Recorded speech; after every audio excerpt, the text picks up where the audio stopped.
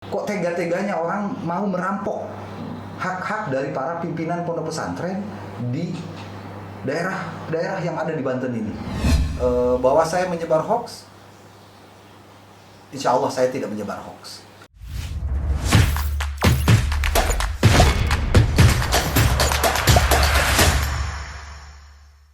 Uday Suhada, Direktur Eksekutif Alif. Ahlan wa sahlan. Terima kasih. Ini saya kalau bicara sama Kang Uday ini harus hati-hati. Gitu. Soalnya pembawa mimpi buruk bagi kekuasaan. Segitunya Benson. Kang Uday, Siap. hari ini Provinsi Banten yang memiliki moto iman dan takwa sedang mendera 3 kasus korupsi besar. Ya. Dan salah satunya adalah laporan Alif sendiri. Nah, perjalanan kasus ini kan berawal dari laporan gubernur, katanya berdasarkan media mainstream begitu. Kemudian Kang Uday sendiri menyusul laporan itu dan menyerahkan hasil investigasi. Betul. Sebenarnya apa motif utama Kang Uday melaporkan persoalan itu? Padahal gubernur sudah melaporkan. Baik. Yang pertama yang ingin saya sampaikan bahwa Banten dengan iman takwa dan berakhlak mulia, ini kan moto yang luar biasa bagus. Betul. Tetapi diwarnai dengan 3 kasus yang hampir bersamaan ditangani oleh Kejaksaan Tinggi Banten.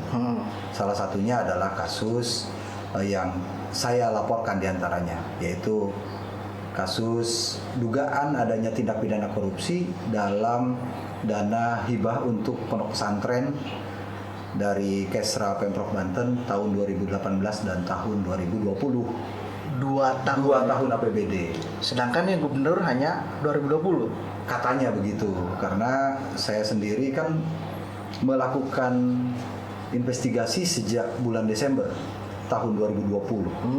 Jadi Desember itu saya melakukan investigasi diantaranya di 2 kecamatan di Kabupaten Serang, yakni Kecamatan Pabuaran dan Padarincang. Di situ saya menemukan ada 46 nama pondok pesantren yang wujudnya tidak ada.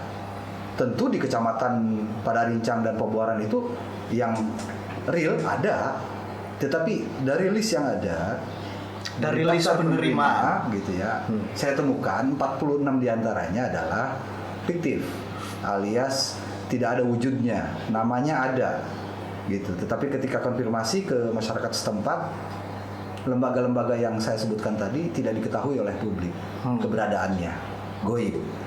Kemudian saya lakukan analisis, termasuk saya juga coba lakukan investigasi ke daerah lain di wilayah Kabupaten Lebak misalnya. Kabupaten Lebak.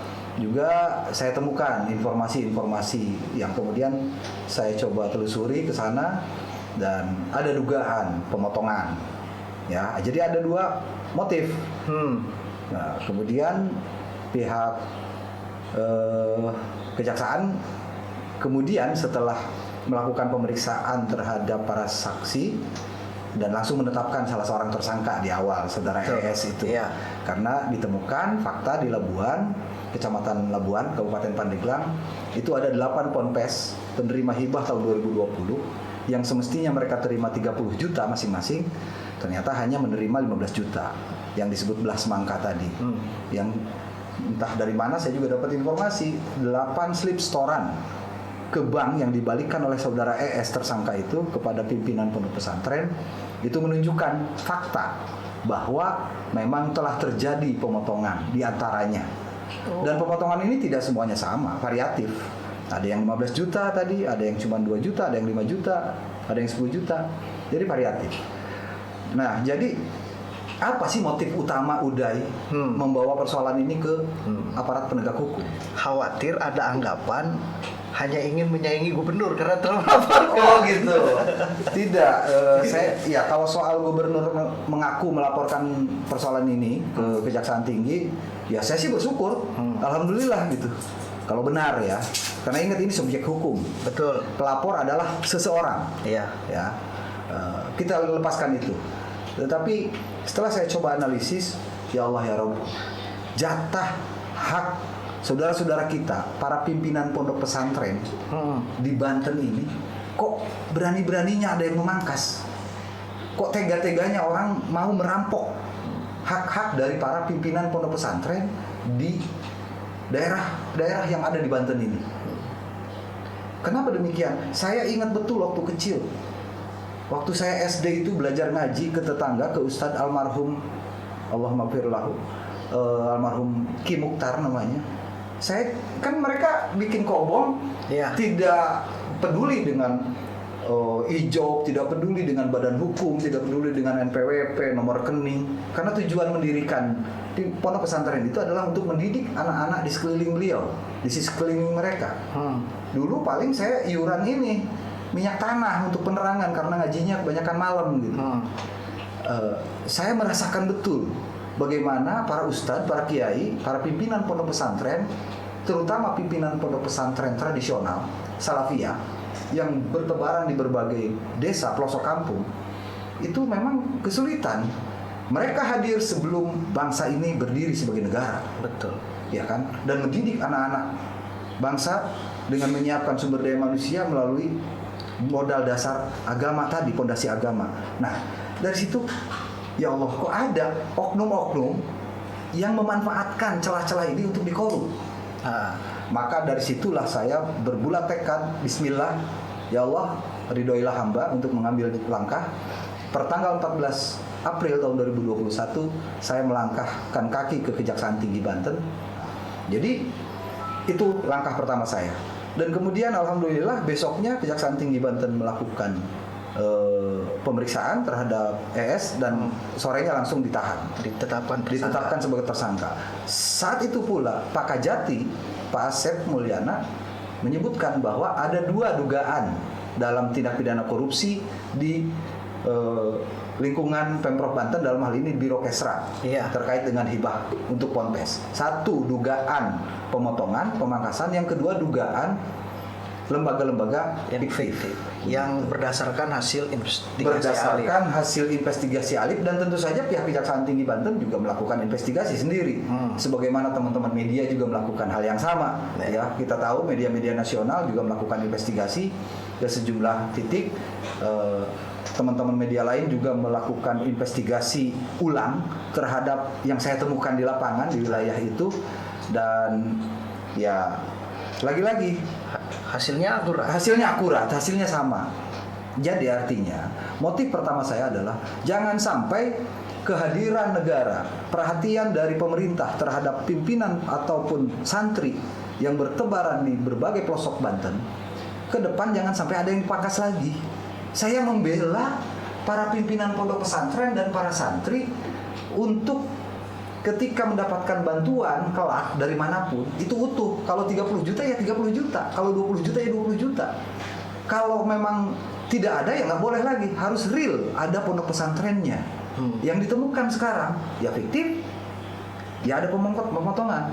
Nggak mungkin Kejaksaan Tinggi saat ini sudah menetapkan 5 tersangka kalau dugaan tadi asal-asalan. Gitulah.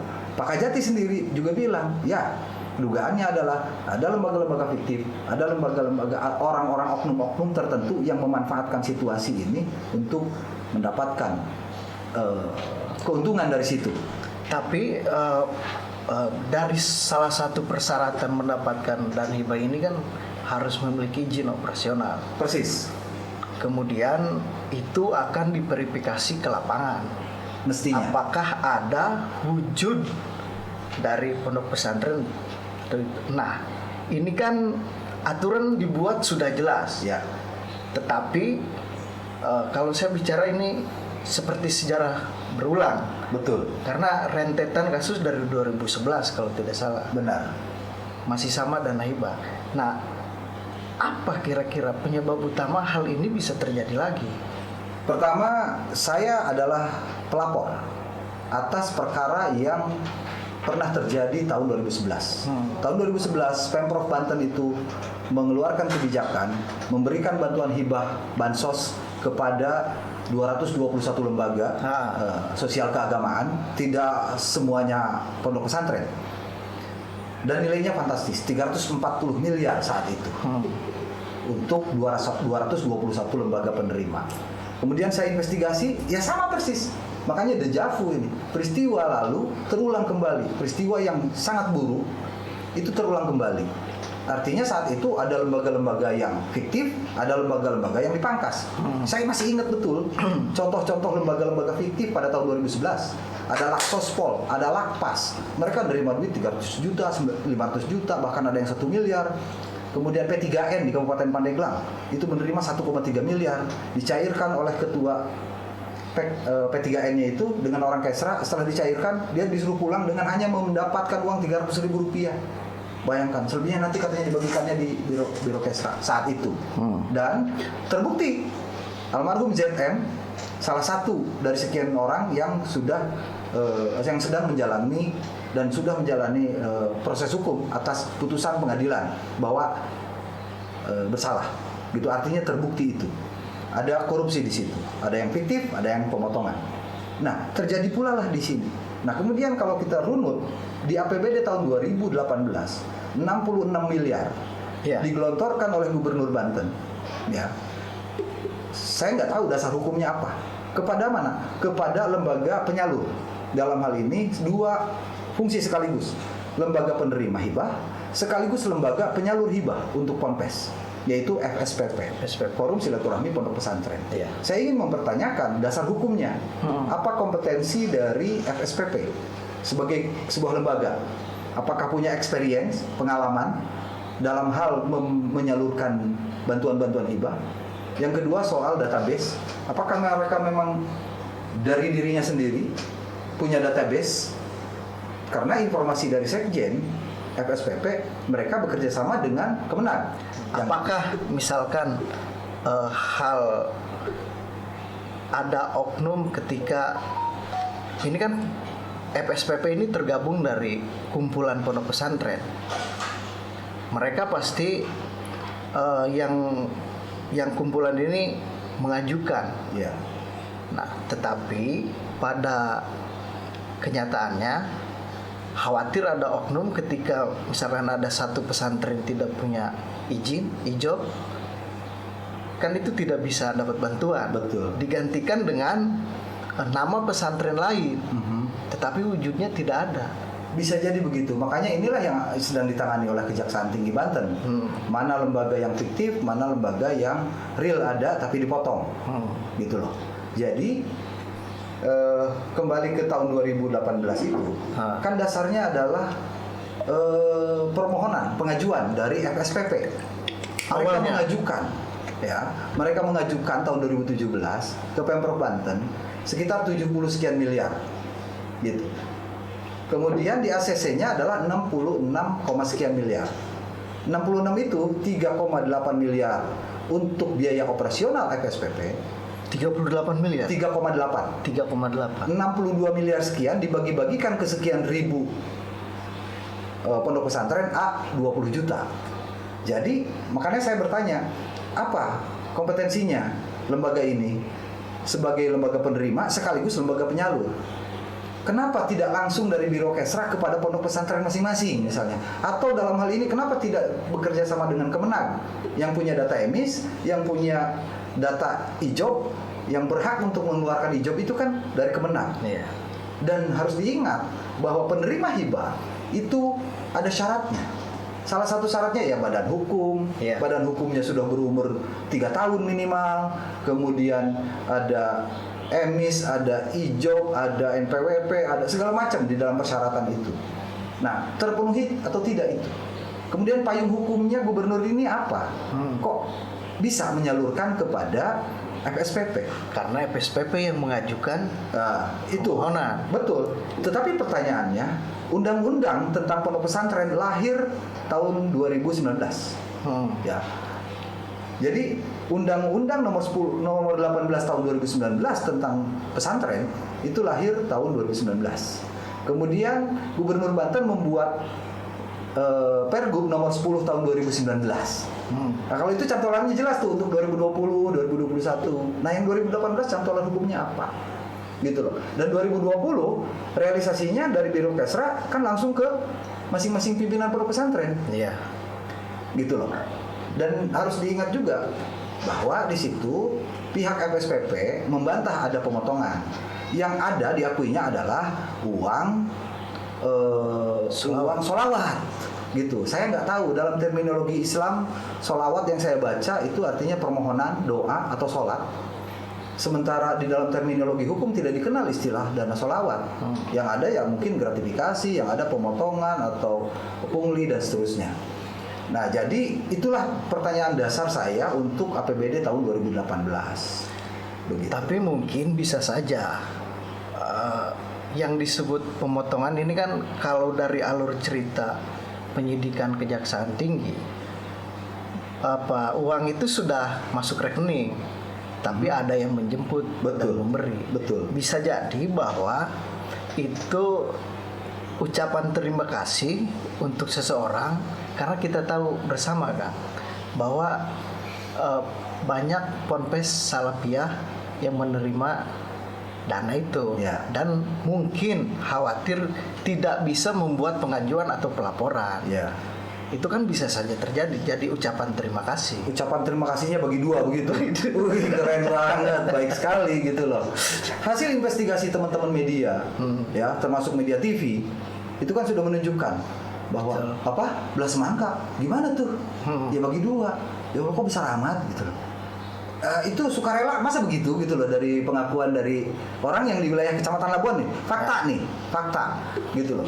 Jadi kalau berbicara uang terima kasih, saya kira bukan begitu konteksnya. Tidak dijemput begitu. Ini kan uang sudah masuk ke rekening masing-masing tahun 2020. Begitu juga tahun 2018.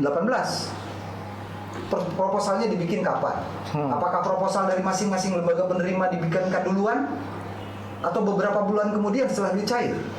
Ya. Itu harus ditanya. Dan itu akan dibuktikan oleh aparat penegak hukum. Jadi tahun 2018 ya ini yang aneh, yang janggal, dan saya kira sudah sepantasnya pihak Kejaksaan Tinggi Banten memintai keterangan dari banyak pihak agar persoalannya terang benderang, termasuk yang membuat kebijakan, gitu loh, termasuk yang membuat kebijakan. Kenapa sampai digulirkan itu kok melalui lembaga ini, begitu.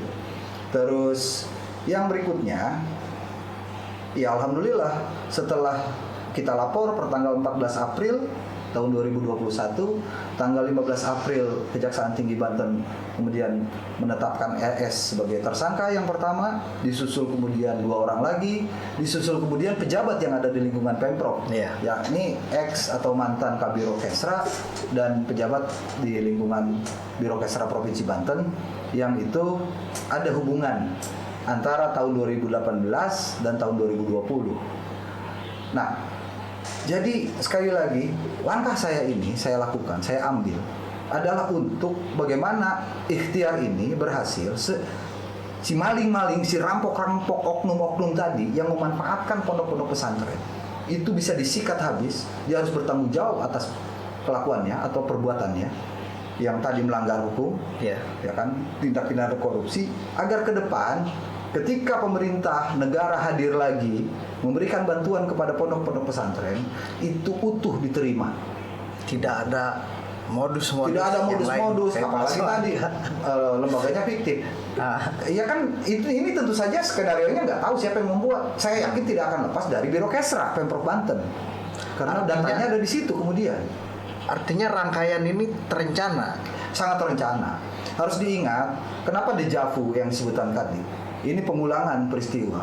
Ada oknum-oknum orang ya di lingkungan Pemprov Banten, baik itu ASN maupun non ASN-nya, itu orang lama yang biasa dengan cara-cara demikian. Ingat juga loh, hibah dan bansos itu tidak hanya untuk pondok pesantren. Iya. Banyak sekali hibah bansos yang lain gitu, yang pola-polanya relatif sama. Dan jangan sampai karena ini menyangkut nama baik lembaga, dalam hal ini kiai, ulama, pondok pesantren, jangan ada framing bahwa ini seolah-olah udah ingin mengacak-ngacak pondok pesantren atau demi Allah tidak ada urusan itu gitu loh. Nggak ada niatan itu. Justru saya ingin menyelamatkan uang negara. Ingat loh, sumbernya ini dari uang negara, ya, duit rakyat, dari rakyat untuk rakyat, dari rakyat untuk rakyat gitu loh. Tujuannya benar, kalau caranya salah, apalagi tidak tepat sasaran yang fiktif tadi, apalagi ada pemotongan model tadi, ada yang belas mangka, ada yang sebagai sekian. Ini kan naif sekali gitu. Bagi saya ini zolim, perampokan terhadap uang APBD dan yang menjadi hak dari para pimpinan pondok pesantren dan santrinya masing-masing. Dan ingat pula, korupsi itu kejahatan kemanusiaan salah satunya.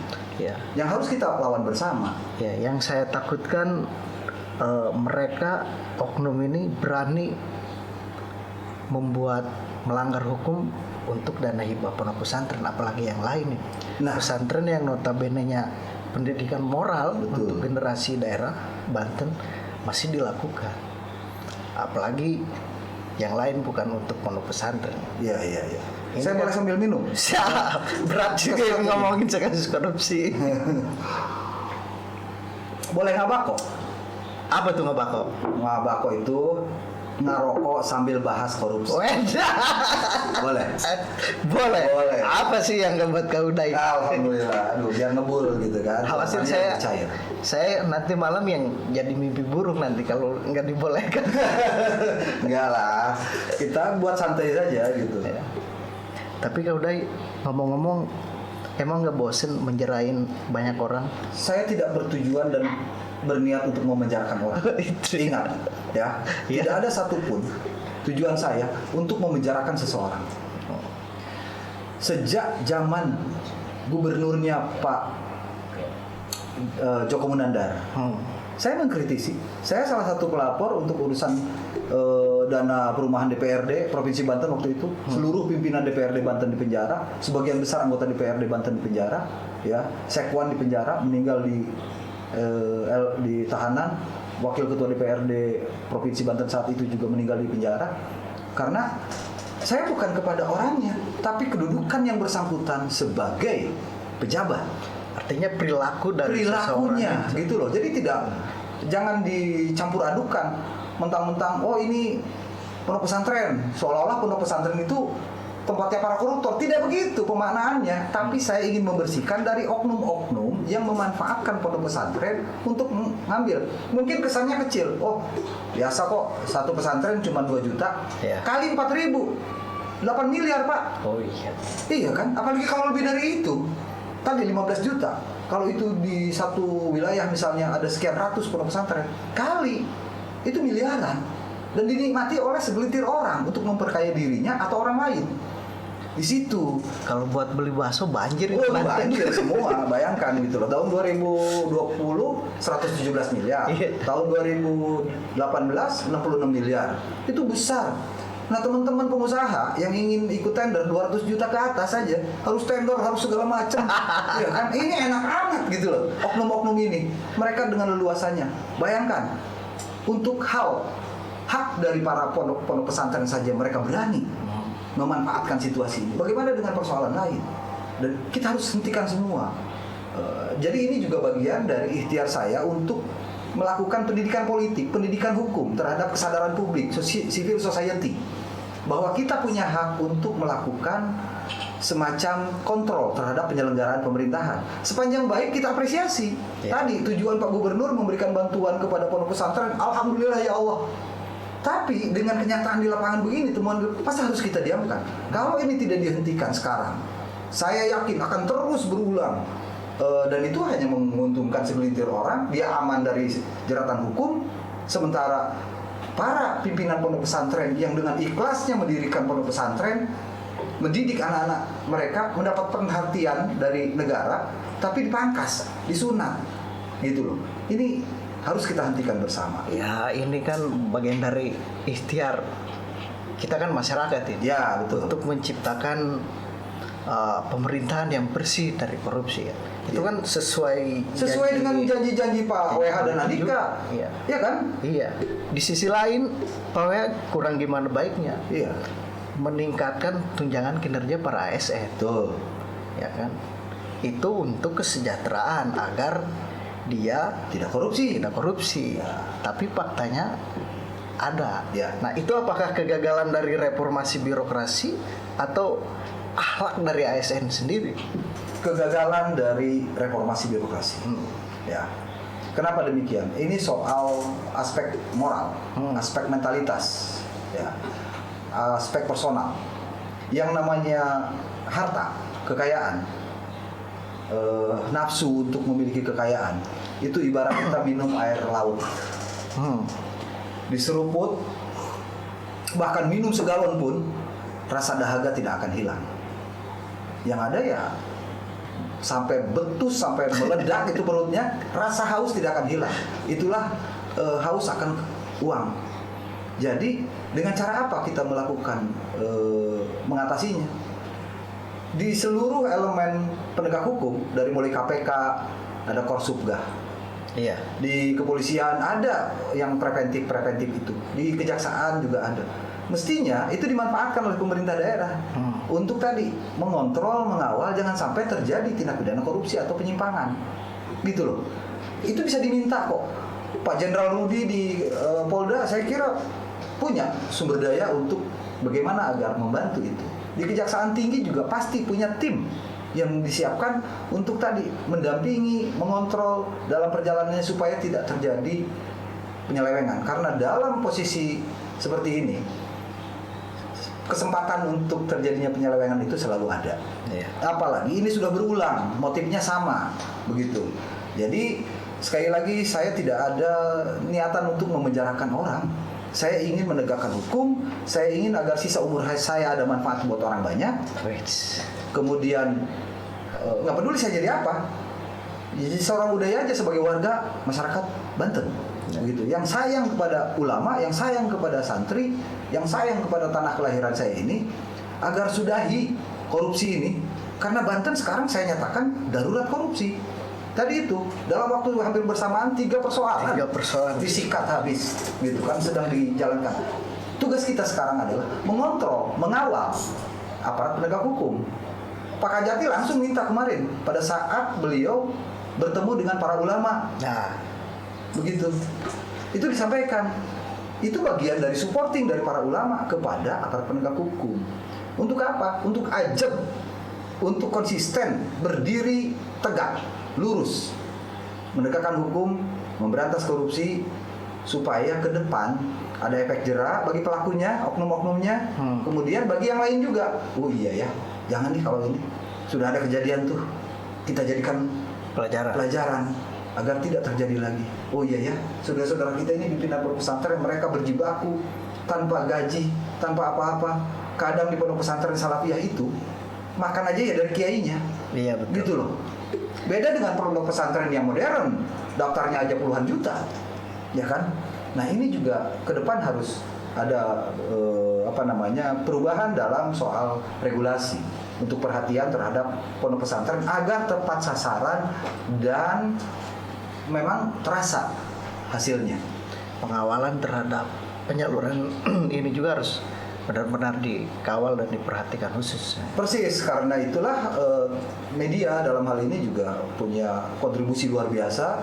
Saya mengapresiasi luar biasa kepada seluruh jajaran teman-teman media yang mengungkap fakta ini, yang menyebarluaskan informasi ini, bukan menyebar hoax, tapi menyebar kebenaran, melakukan edukasi terhadap masyarakat bahwa kita ini negara hukum.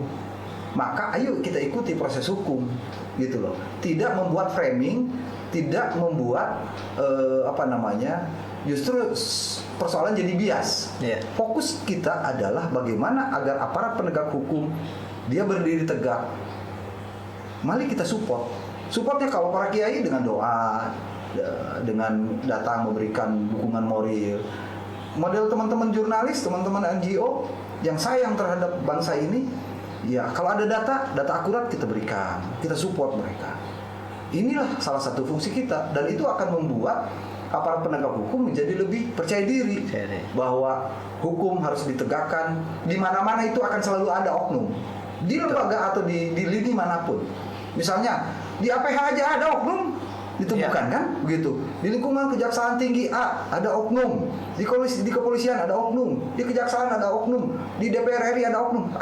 Terakhir di KPK pun ada oknum. Jadi jangan anggap kita bukan menghajar lembaga, gitu loh. Institusi harus dibedakan dengan oknum, dengan personal, gitu loh. Nggak mungkin kiai korupsi. Nggak mungkin. Kalau seorang kiai nggak mungkin korupsi.